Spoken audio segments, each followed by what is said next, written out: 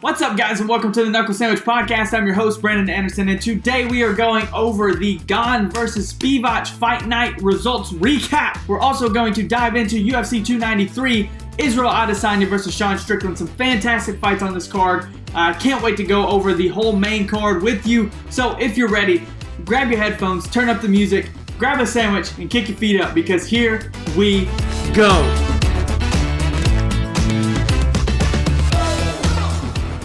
What's up, everybody? I hope you had a fantastic, long weekend. I know I did. Spent the time on the lake with my wife and family. It was fantastic. But we are back in the chair, baby. We've got the red hot chili pepper shirt on. We've got the smash for Nashville Predators, Smashville. If you've never been, you got to go. We've got the hat. We've got the shirt. We've got the vibes. We've got the blue lights. I mean, we are ready to nail it in the head with this episode. So starting out, let's go over the Gane versus Spivac card, our predictions, how we did, and what's next for some of these winners. So we started out 1-1 on the night with William Gomi. Then we went 2-2 for the night. Volkan Oezdemir defeated Bogdan Guskov. I think what's next for Volkan is Anthony Lionheart-Smith in a fight night main event. I just feel like that's going to be a fantastic fight, a banger of a fight, and I think that should happen, so make it happen. Next up, we had Benoit Saint-Denis defeated Thiago Moises. This is the first L that I took that night, and I can say I was wrong. I know, I'm normally not wrong. If you remember, I went 5 for 5 the other week, but it's besides the point, okay? I'm still milking it. It's besides the point. Let me throw this out here. I always think Benoit Saint-Denis is a welterweight. This dude's a lightweight. He fights at 155. He is massive, man. He's absolutely massive. I think a fantastic fight for him would be Matt the Steamroller Frivola. I just feel like those two would produce some fireworks and make a banger of a fight for it to maybe end out the year. So Benoit Saint-Denis, Matt Frivola, let's make that happen. Manon Fiol beat Rose Namajunas, and I said earlier last week, if you watched, I really thought Manon was going to control this fight and really going to put it on Rose and all that kind of stuff, and she did, but not really to the extent that I thought she would. Rose had that nasty broken right pinky and all that kind of stuff. I mean, the fight was good, but I don't think it was enough to get Manon the title shot that she wants. So what I think is next for her is maybe Taylor Santos. You know, Taylor Santos just lost to Aaron Blanchfield. I think Blanchfield should get the call next. So I feel like Manon and Santos would be a good fight. And then Rose, I think she needs to go back down to the strawweight division and rematch Carla Esparza for that dull fight that they had for the championship a little while back. And then in the main event, I went too far out on a limb. I thought I was calling for the upset. If you remember the whole spinning the chair thing, we don't have to relive that, okay? We don't have to do it. But I picked Spivac over Ciryl Gane, and it did not happen that way. Gane put on a masterclass just like he said he would. And man, I ate my words in that. Ciryl Gane TKO round 2. So what's next for Ciryl Gane? I don't believe it's a title shot. You've had 2 chances against Francis and John. You lost both of those in not great fashions. Tom Aspinall needs a fight because Sergey Pavlovich, it should be next up. He should be next up. So Ciryl Gane, Tom Aspinall, that's the fight to make. Make it in London. Make it in wherever you want. I don't care. Make it in Nashville, Tennessee, and I'll go. You know what I mean? For Sergey Spivac, you should fight the loser of this week's big heavyweight fight, Alexander Volkov, Tai Tuivasa. I think that's a great fight. Either one of those guys. But yeah, so that is the recap of our picks. We went 3 for 5, and I will take that any day of the week because we're still over 500 at that point. On to the next thing. UFC 293, massive card in Sydney this weekend. We've got a ton of city kickboxing fighters on this card. We've got arguably one of the greatest middleweights of all time in Israel Adesanya. We've got Sean Strickland talking all that crap. Tai Tuivasa, Volkov, Kopp. I mean, it just keeps going. So let's dive into it. We're not waiting anymore. First fight that we're going to cover: Tyson Pedro versus Anton Turkal. Okay, now this is one of those fights that I do believe that is set up to get the crowd on its feet, excited early in the main card. Looking at the prelims, the prelims are stacked. Jack Jenkins, Shane, I just get so excited. Shane Young, Carlos Ulberg. I mean, there's guys on here that Sydney loves. They're their people, and I think that that's already going to make the night already so special and so exciting that now starting it out with Tyson Pedro after that, I mean, that's just going to make it even bigger. Starting out with Tyson Pedro, he is a lights-out fighter. He has 9 wins, and all 9 of those wins are from finish in the first round. I believe it's 4 knockouts and 5 submissions. The dude's a finisher. He has fast hands. He's got nasty kicks, and he's won 2 of his last 3, even beating some big names back in the day like Khalil Roundtree and Paul Craig. I mean, this guy, he's not afraid to stand with you and throw those punches and throw those kicks and take a little bit as well. And I do believe that that is the fight that Anton Turkal is going to be looking for. Now, Anton has not had the greatest UFC start that he could hope for. He's 0-2 in the UFC. I believe he started at heavyweight because he fought Yelton Almeida and lost by a rear naked choke to him. And obviously we know who Yelton Almeida is. And if you don't, you better be watching because I'm going to talk about him in a few weeks or a little while. But still, regardless, back to Anton. Anton has the fastest knockout in Brave CF with a spinning back fist. It was kind of sloppy. It was a little weird, but he still got it done, and that's all that matters. His nickname is the Pleasure Man, and I was reading up on Anton a little bit on UFC.com, and it said that the reason he started fighting was to steal people's girlfriends, and it was either get beat up or steal girls, and so that's what he chose, and so he continued to do that. He's weird. It's weird. It's weird.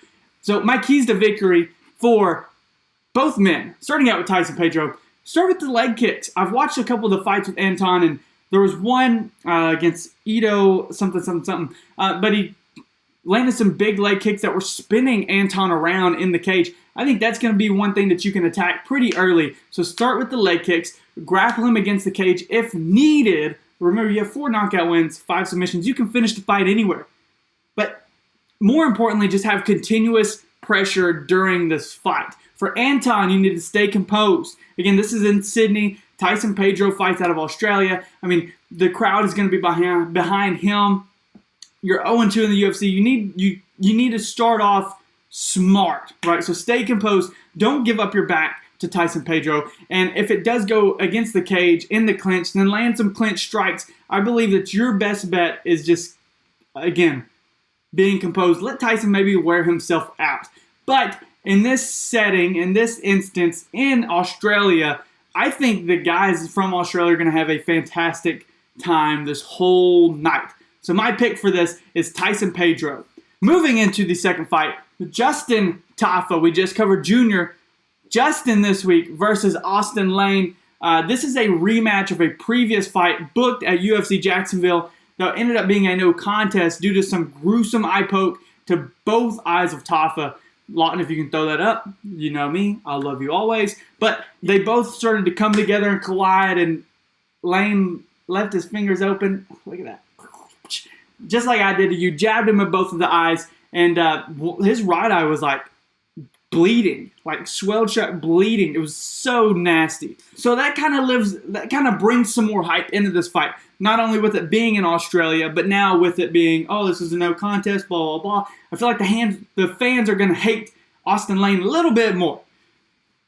These two guys will both stand and bang until the other one falls, and that's why I think that this fight's going to be so exciting coming off of that Pedro fight, off of the other prelim fights from the Australian fighters. A little bit about Tafa. Tafa is 6-3 with all 6 of his wins by knockout. He's never been taken down. I think that's going to be a big thing here, okay? So keep that in mind. And he's coming off 2 straight first-round knockouts.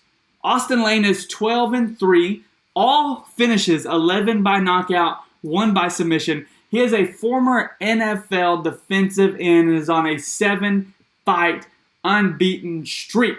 Now, I said keep the never been taken down part into consideration because the NFL defensive end. What if you know football? Listen, if you're from far away and if your class is in session, in football you do this thing called tackling. And an NFL defensive end, your job is to tackle the guy with the ball. Tackling is like wrestling. Put it together. Wrestle. That's where my mind goes against somebody like Justin Tafa. So, keys to victory for Tafa. Use the uppercut. more than likely he's going to try and take you down. Like I said, NFL defensive end, you've never been taken down. If you want to kind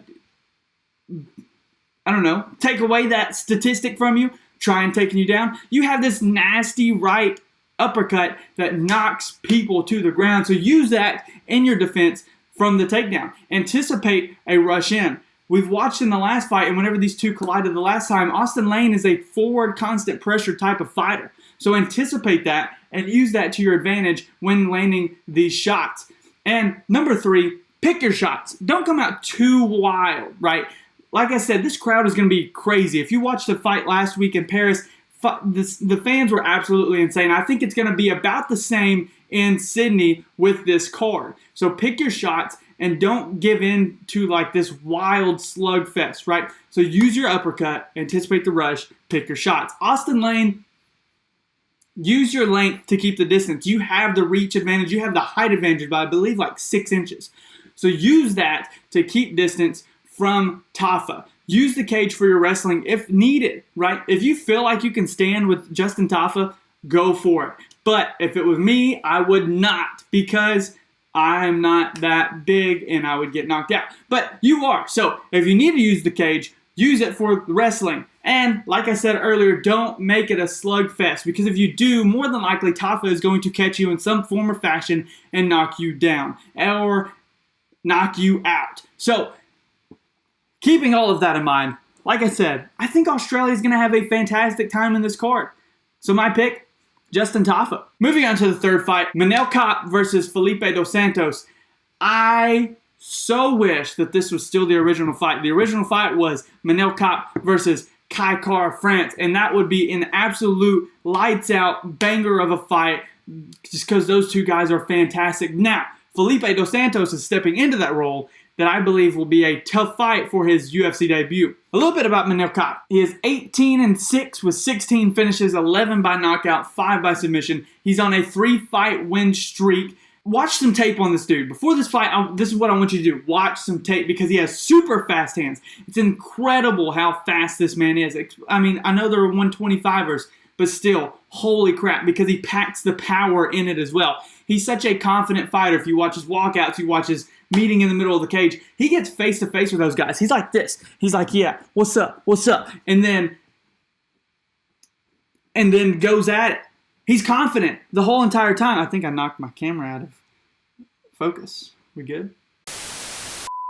So the thing with Manel Kape is he has super fast hands. I've watched some film on him, and this is what I see. Super fast hands that have the speed. He's a confident fighter. He's not afraid to get up in your face. I would do it, but I just tried and it knocked he gets in your face. He's like this, and nose to nose, ready to go. He's talking crap. He believes in himself, right? And the third thing with him, he has these big bursts of strikes. He's not afraid to just unleash the hands and drop you in some shape, way, form, or fashion. Now, Felipe Dos Santos is a 7-0 fighter. 2 wins by knockout, 3 by submission. Is that 5? 2 wins by decision. I had to do math.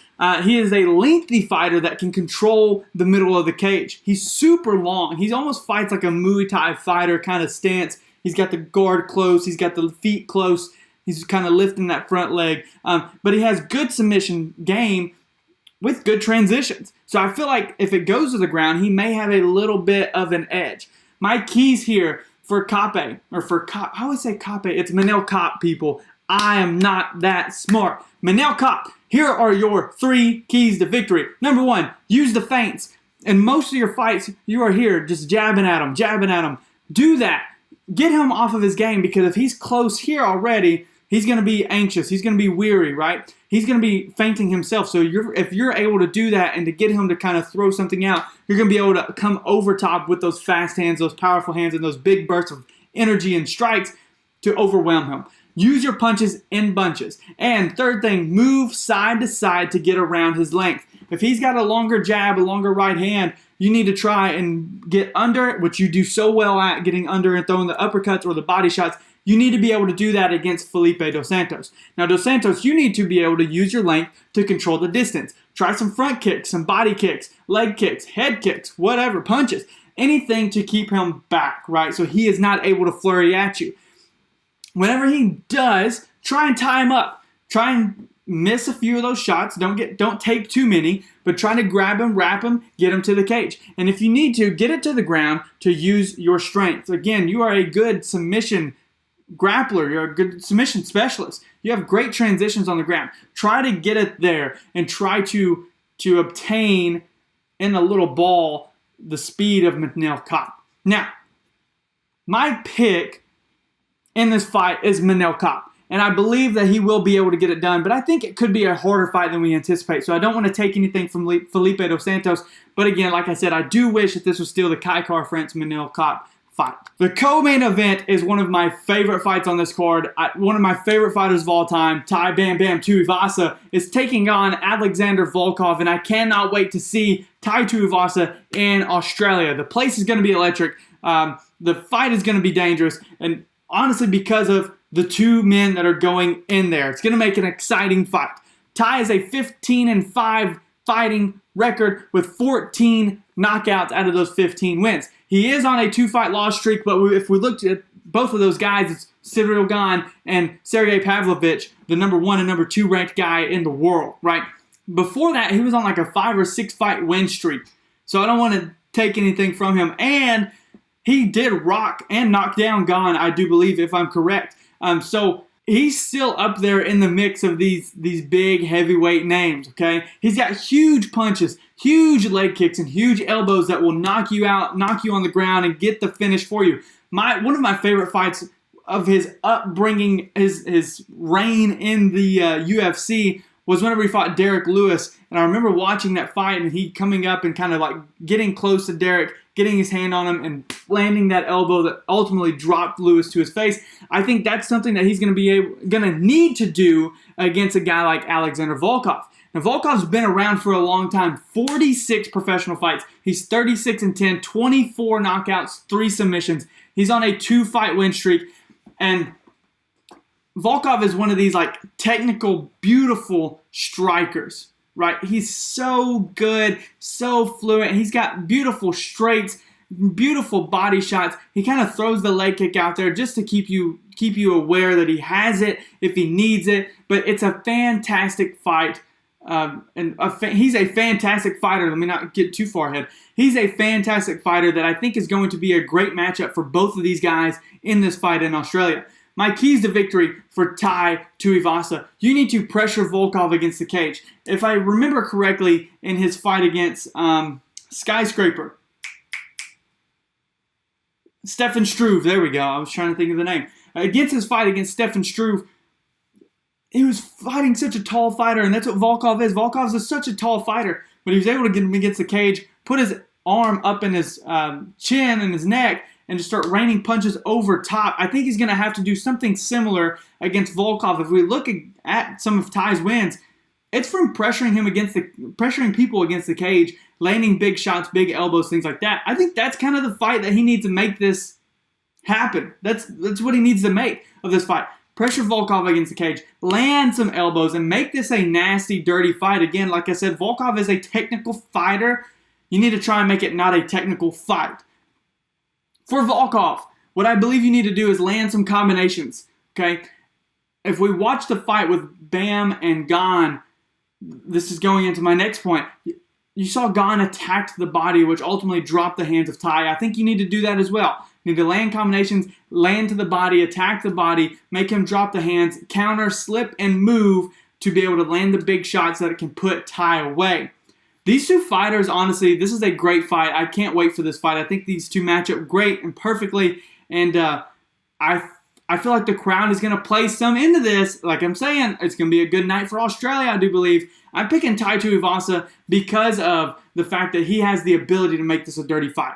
I feel like Volkov, when he gets tired, he still tries to be a little more technical. He doesn't try and make it dirty, and I think that's going to be the difference maker here because I think Tai can fight both ways. I don't think Volkov can. So my pick is Bam Bam Tai Tuivasa. And now for the main event breakdown, the reason we're all here, the reason we're buying the pay-per-view. The Middleweight Championship of the world is on the line when Israel, the last stylebender Adesanya, fights Sean Strickland, the number 5 middleweight in the world in the UFC. I don't believe that this is the fight that should have been made. I think that's fair. Dricus du Plessis is out there, and that fight is already so big between the two African fighters. But this is the fight that had to be made in order to get Izzy on this card because Dricus is out.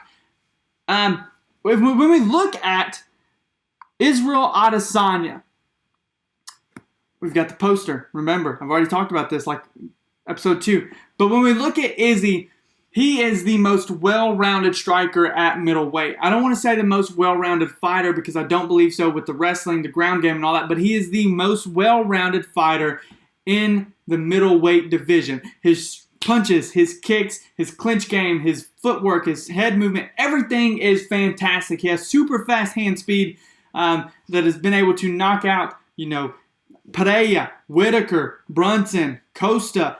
He's taken down all the big names. He's got those beautiful kicks, like I said, great footwork, head movement. He only has 2 losses in his MMA career in Alex Pereira and Jan Blachowicz. He has 16 knockouts in his 18 wins. I mean, I think that Israel Adesanya is the best middleweight. Oh, man, do I say this? Is he the best middleweight of all time? It's right now. The passing of the torch, he is the best middleweight of all time. I think he's passed Anderson Silva, and that pains me to say.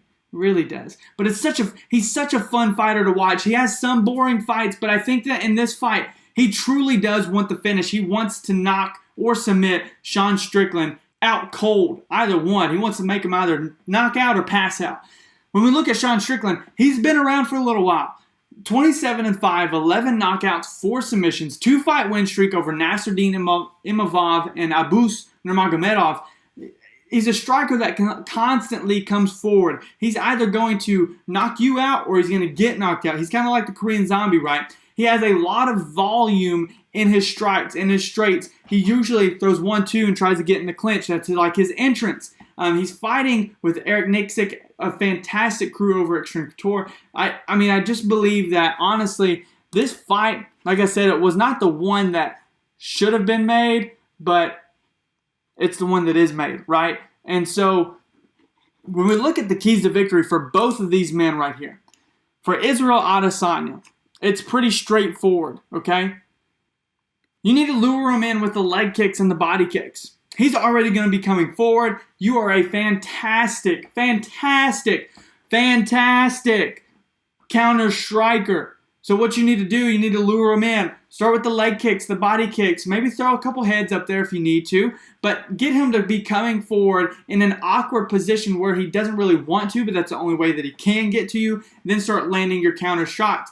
Counter his straights. Move side to side. Move under. Punch around. Whatever you need to do, you have fantastic head movement. And then get the clinch shots. You know more than likely he's going to try and get you against the cage. So what you need to do, need to be able to land some elbows, some punches, some knees to the body, just to keep him aware that you have all of the strikes in your arsenal. For Sean Strickland, you need to keep it in close. You need to use those straights to be able to get in like you normally do. You need to have your volume with your straights. I do believe that that's going to be the plan or the key against Israel, is having those voluminous punches constantly coming at him to where he has to really think about what he needs to do to win. But in hindsight, you also need to be able to alter your plan if needed. He's able to pick up on what you're doing if you're doing it repetitively and find out a plan in between rounds. Third thing with Sean Strickland, you need to be able to get it to the ground. We know that wrestling is Izzy's weakness. We know that if you're a bigger fighter, then you can lay on him. I don't know if Sean is really that bigger fighter, but I do believe that this could be the way to go for you, is getting it to the ground, because I think Izzy is the best striker in the middleweight division. My pick for this fight, I don't know how else I should pick it other than Israel Adesanya. It's kind of like the Max Holloway and Korean Zombie fight. There's only one winner in my eyes. It's Israel Adesanya. And I think that he reigns as the middleweight champion for a while. I think the Dricus du Plessis fight is the fight to make after this, though. So, going back over my picks real fast. We've got Tyson Pedro starting off the night. We have Justin Tafa after that. Manel Kape, Tai Tuivasa, and then Israel Adesanya in the main event and still.